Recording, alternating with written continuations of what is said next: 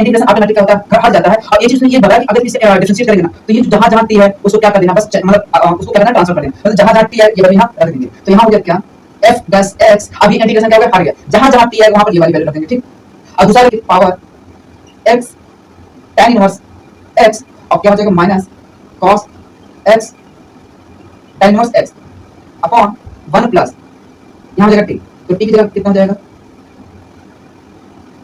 इतना हो गया ये। अब क्या करना, इसका इंटीग्रेशन डिफरेंशिएशन कर दो, तो अब यहां प्रोडक्ट रूल लग जाएगा। तो x का डिफरेंशिएशन क्या होगा, 1 into tan inverse x plus x, tan inverse हर एक बच्चा जानता है क्या होता है 1 प्लस x स्क्वायर, और लोअर लिमिट का क्या होगा 0 हो जाएगा, ठीक। तो ये हमारा क्या होगा, f सिंपल करा के। अब यहां से मुझे क्या करना, x की वैल्यू निकाल दो, जो अगर यहां से एक वैल्यू निकला तो वही मेरा पॉइंट क्या होगा, मिनिमम होगा। अगर ढेर सारे पॉइंट मिल जाएंगे तो मुझे एक एक करके चेक करना पड़ेगा, ठीक। तो चलो देख लेते हैं क्या है। तो मैं इसको क्या करता हूं, हटा देता हूं, ठीक। अब देखो आगे, तो एक चीज यहां पर समझना है, तो मेरा जो ये वैल्यू आया मैं इसको क्या मान लेता हूं 0, ठीक। क्या मान लेता हूं 0, तो यहाँ पे कितना है, कितना x वैल्यू अगर मान लेते हैं, तो लिख लेना e x tan inverse x minus, sir यहाँ लिखना minus cos x tan inverse x upon 1 plus x tan inverse 2023, इतनी बात समझ आ गई, इनटू ई एक ब्रैकेट में।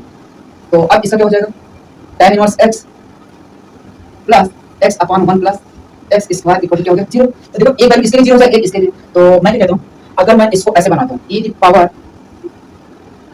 x tan inverse x minus, तो इसको मैं क्या लिखूं, देखो ऐसे। तो अगर मैं यहां पर इसे देखूं, ये क्या कंडीशन हो सकता है क्या, किस वैल्यू पे है, अगर e की power x tan inverse x minus cos x tan inverse x upon 1 plus x tan inverse x इतना। तो अगर मैं ये चीज ऐसे समझ लो, एक वैल्यू इसके लिए 0 होगा, एक वैल्यू इसके लिए 0 होगा, तो हम क्या करते हैं, थोड़ा सा क्या कॉम्प्लिकेटेड है तो इसको छोड़ देते हैं, इससे निकालते हैं, ठीक। तो एक बार देखो इसको क्या लिख देना, x upon 1 plus x plus tan inverse x equal to क्या करती है 0। अब मुझे यहाँ पर x की ऐसा क्या वैल्यू रखी जिससे क्या हो 0 हो जाए। देखो एक तो क्या पूरा मेहनत करके x की वैल्यू निकालो, मैं एक तरीका बताता हूं, क्या हर तो लिखो x की वैल्यू रख के चेक करो ना, टाइम बच जाएगा। तो मैं बोल रहा हूं x की ऐसा क्या वैल्यू रखूं जिसमें वैल्यू क्या हो जाए 0, ऐसे ही इसमें भी रख के चेक कर सकते हो, ठीक। तो मैंने ज्यादा से ज्यादा जो मिनिमम वैल्यू मैक्सिमम वैल्यू निकालना सिखाया हूं, उसके लिए अलग तरीका होता है, इसमें वो चीज हम इंप्लीमेंट नहीं करना है, ठीक।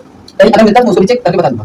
तो अगर मैं यहाँ पर x की क्या ऐसा वैल्यू रखूं कि 0 हो जाए, एक बार चेक कर लेते हैं। तो मैंने हमेशा बोला हूं क्या, -3 से +3 के बीच वैल्यू रखो, कहीं ना कहीं एक ऐसा वैल्यू मिल जाएगा कि जिससे ये क्या होगा 0 होगा। -3 से +3 के बीच एक ऐसी वैल्यू रखो जो कहीं ना कहीं कंफर्म है, इसके बीच वाली वैल्यू रखोगे तो 0 होगा।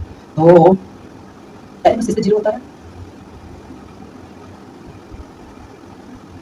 ठीक, चल हो गया, मिल गया। तो अगर मैं यहाँ पर बोल दूं x इक्वल टू 0, अगर x इक्वल टू 0 रखो तो अगर मैं 0 अपॉन 1 प्लस क्या हो जाएगा 0 प्लस tan इनवर्स कितना के 0, अब tan इनवर्स वैल्यू क्या होता है 0 होता है, 0 प्लस 0 क्या आ गया 0 आ गया। तो कहने का मतलब अगर ये हमारा इतना इक्वेशन है, अगर मैं इसको सॉल्व किया तो x इक्वल टू कितने रखा, x इक्वल टू 0 फंक्शन क्या हो गया 0, और ऐसा कोई एक भी वैल्यू नहीं है जिस पे तुम भैया इसको x की वैल्यू रख दो जिससे ये 0 हो जाए। मुझे तो नहीं लग रहा, आप चेक करके देखना भैया, अगर हो जाए तो बता देना।